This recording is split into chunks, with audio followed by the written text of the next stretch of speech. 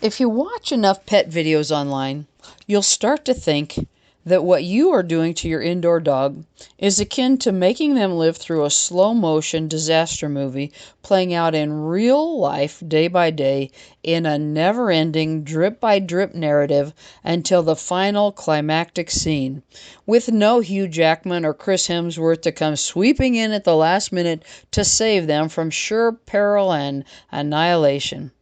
You're dehydrating them, boring them, stressing them, and probably destroying their will to live. Or maybe not. Okay, let's take a breath and talk about what's actually true and what's a little theatrical. We'll talk about what indoor dogs really need and which, oh no, deadly mistakes are actually worth paying attention to. And one of these is something almost every indoor dog owner does without realizing it. Now, to be fair, there are some things indoor dogs depend on us for. They don't get to roam. They don't hunt. They don't decide when dinner happens or where the next interesting smell is coming from. So a few small habits in their daily life really do matter. But here's the good news right up front. If your dog lives indoors, is fed, exercised, loved, and occasionally steals your seat the second you stand up, you're already doing most things right. We're not talking about dramatic life or death disasters here. We're talking about small, everyday things that can make dogs a little healthier, a little more comfortable, and a lot happier. And a couple of these surprised us, especially number 6, because that one isn't really about health at all. It's about happiness. So let's start with one that almost every indoor dog deals with at some point. Number 1. Boredom doesn't always look like boredom. Some videos will tell you that if your dog is bored, they're depressed, and their spirit is fading. Or they're just sleeping. Dogs sleep a lot. Actually, sleeping, that's normal. Sleeping a lot, that's normal too. But there's a difference between resting and having nothing to do. In the wild, or even just in more active environments, dogs use their brains constantly. They track smells, they explore, they make decisions. An indoor dog, sometimes their biggest daily challenge is deciding which position to nap in. If your dog's daily highlight is watching you open the refrigerator, we might be able to improve their schedule a little. What helps isn't exhausting them, it's engaging them. For example, sniff walks, hiding treats, rotating toys, changing walking routes. 20 minutes of using their brain often tires a dog out more than a long walk at marching speed.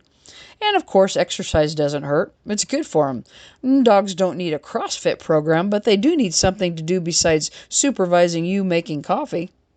And that brings us to something closely related, and this one shortens lives more than most people realize. Number 2, overfeeding. The quiet problem. Most indoor dogs don't burn as many calories as working dogs or farm dogs did years ago, but many of them still eat like they do. And it's not because people don't care, it's because it's very easy to overestimate how much food a dog actually needs. A little extra scoop, an extra treat, a bite of this, a bite of that. To a dog, just a little extra is not a phrase that exists. Even a few extra pounds can strain their joints, affect energy levels, and shorten lifespan over time. The fix isn't complicated. Measure their food. Be mindful with treats. And remember, most dogs would rather have attention than calories. Number 3, walks aren't just for exercise. This one surprises people. A walk isn't just physical exercise for a dog, it's information. To dogs, sniffing is basically reading the neighborhood newspaper. They're learning who passed by, what happened, what changed since yesterday. When we rush a dog through a walk at full speed, we're skipping the part they actually care about the most. Sometimes a slower, sniff-heavy walk is far more satisfying than a fast one. And speaking of things we don't always notice right away, number 4, dental health sneaks up on people. This one is easy to miss because dogs don't complain. Dental issues don't usually appear overnight. They build slowly, quietly over time. Bad breath isn't just dog breath. It's often the first sign something is going on. The good news is small habits help a lot. Things like dental chews, occasional brushing, routine vet checks. It doesn't have to be perfect, just consistent. And now this next one, almost every dog appreciates, whether we notice it or not. Number 5, routine makes dogs feel safe. Dogs don't read clocks, but they have an incredible sense of rhythm. They notice patterns.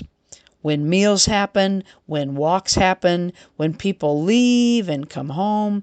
When life is completely unpredictable, some dogs become anxious or restless or clingy.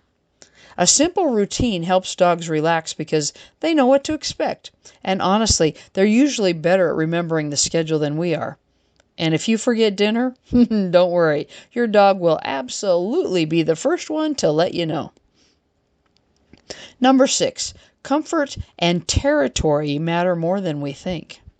This is the one that surprised us. Dogs don't just need space. They need comfortable space. A good bed, a favorite spot, a place where they can watch the world. Many dogs love having a window view or a slightly elevated place to rest, not because they're plotting world domination, but because dogs are observers. Every dog deserves at least one place where they can supervise the neighborhood, watch what the squirrels are up to, and keep notes. Kind of like the nosy neighbor next door. And keep an eye on the nosy neighbor next door, too. Number 7. Attention matters more than toys.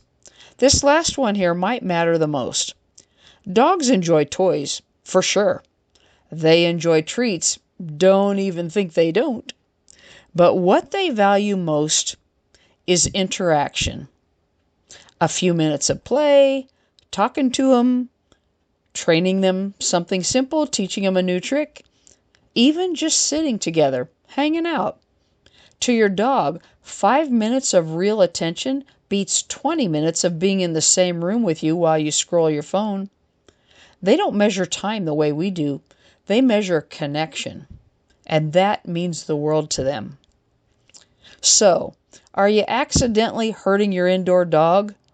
Have you seen the titles about, "Are you killing your indoor dog with these habits?" Probably not.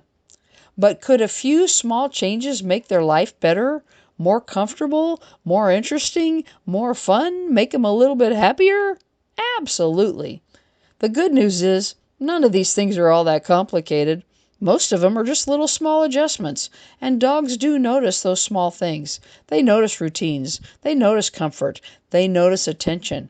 And more than anything, they notice you noticing them. FurEver.